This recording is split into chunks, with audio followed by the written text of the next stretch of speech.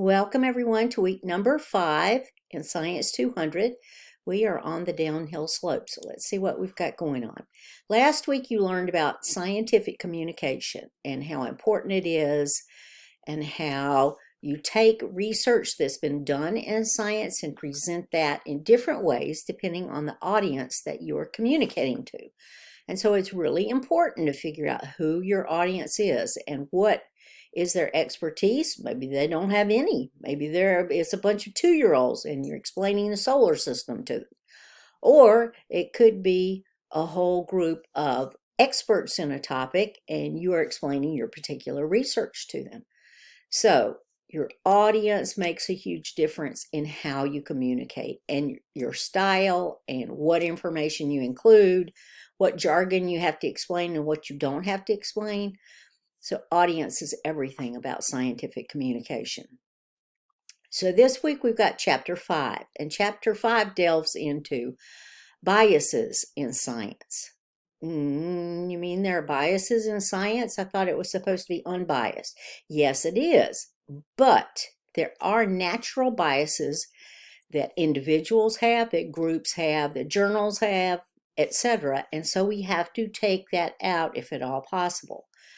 So, for example, when I participated in the Pfizer vaccine trial for the COVID vaccine, it was a double-blind study, and that means that the participants, like me, didn't know what type of vaccine they were getting, and the doctors and the health personnel didn't know which type of vaccine I was getting.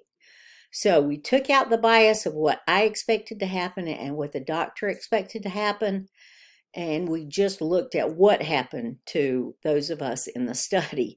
And I explained this in the announcement that unfortunately, with the first set of vaccines, I was given the placebo. And so for months on end, I actually had no protection.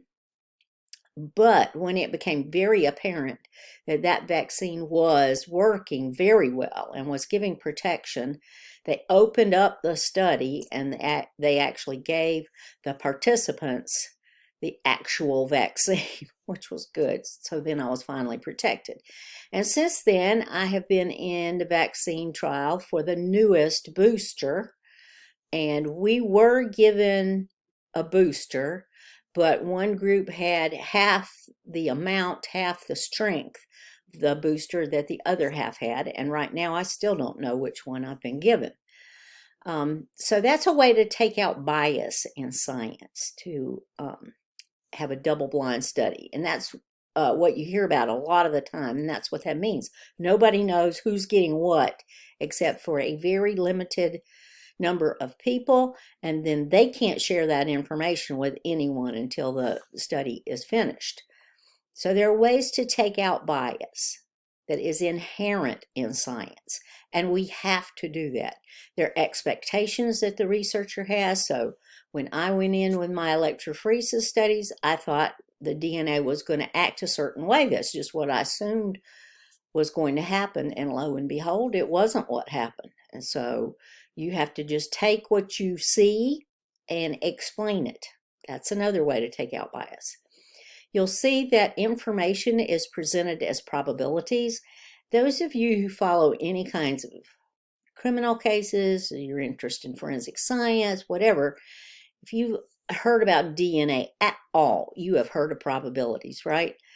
They've tested someone's DNA, and the probability that this person's DNA is found somewhere else in the population is 1 in 300 trillion. Well, there aren't even a trillion people on the planet, so that basically tells you that this is the only person. So a probability is the chance that this would occur at random some other time and place in the population. That's what probability means. And if you get a probability of 0.95 or greater, that means that 95% of the time this is a real phenomenon, okay? And that's what we're looking for in science. So we determine probability values, p-values is what they're called, and confidence levels, like the 95% confidence that this is truly a phenomenon. And we report those in science so that you have an idea of whether this really is what is happening. We think this is really what is happening, or it is just a random thing that is happening. You'll also read some about Gregor Mendel's pea experiments and how, though they were very simple, no one understood heredity then. And the way that he set up his experiments to look at the differences between green pea plants and yellow pea plants was so nice and simple in his experimentation that he figured out how heredity works. He understood that there were dominant and recessive traits, and that each individual contained 2 copies of a trait. He figured that out through his pea plant experiments. So that is amazing. A simple type of experiment, but just amazing too, with the amount of information that he determined.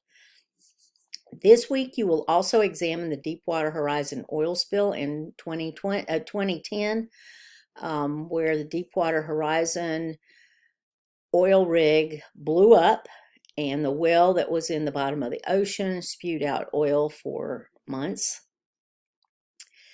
and basically contaminated the whole Gulf of Mexico with oil.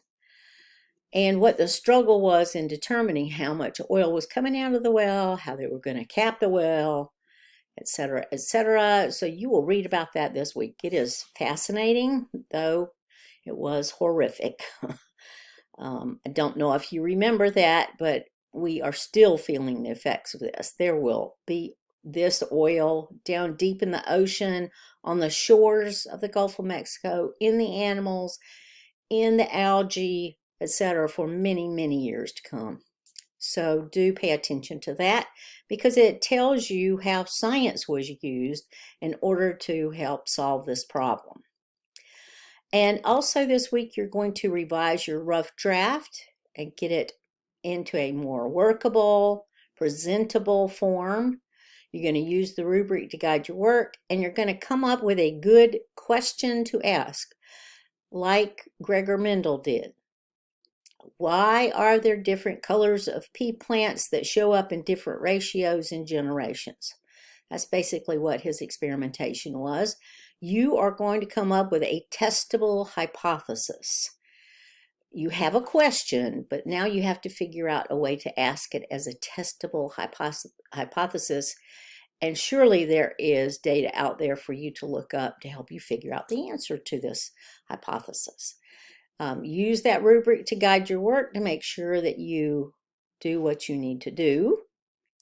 And also use my feedback, which I will get to right here.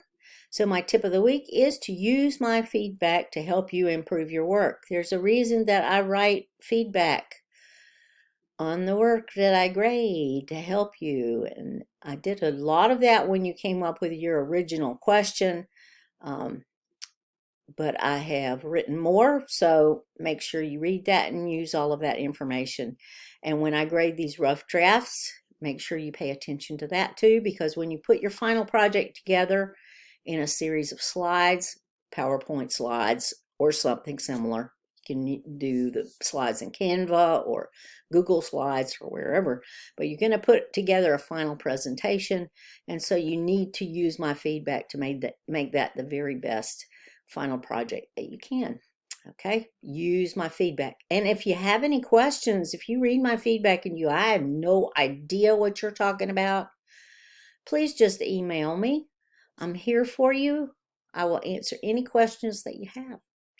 Okay, that being said, I hope that you have a great week number 5.